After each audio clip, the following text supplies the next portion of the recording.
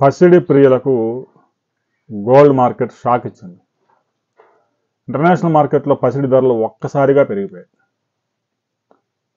10 గ్రాముల pure gold ఒక్కరోజే 3,500 రూపాయలు పైగా పెరిగింది. ఇంటర్నేషనల్ మార్కెట్లో ఔన్స్ గోల్డ్ 31 గ్రాముల ప్యూర్ గోల్డ్ $4,130 దాటిపోయింది. దీంతో దేశంలోని పలు నగరాల్లో 10 గ్రాముల 24 క్యారెట్ల ప్యూర్ గోల్డ్ 1,29,120 రూపాయలు చేరింది. అయితే ఢిల్లీ, ముంబై, హైదరాబాద్, చెన్నై ఈ నగరాల్లో కొంచెం వేరియేషన్ ఉంటుంది, ఆ నగరాల్లో ఉండే కార్పొరేషన్ ట్యాక్స్ కారణంగా.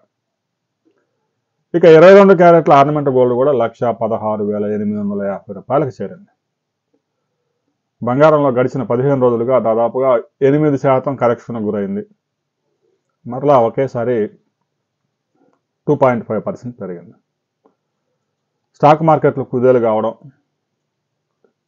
ఆ ఇన్వెస్ట్మెంట్స్ అన్ని గోల్డ్, సిల్వర్లో పెట్టడంతో బంగారం, వెండి ధరలు మరొకసారి పరుగులు తీస్తూ ఉన్నాయి. వెండి కూడా రికార్డు స్థాయికి చేరింది. కేజీ వెండి 161,593 రూపాయలు చేరింది.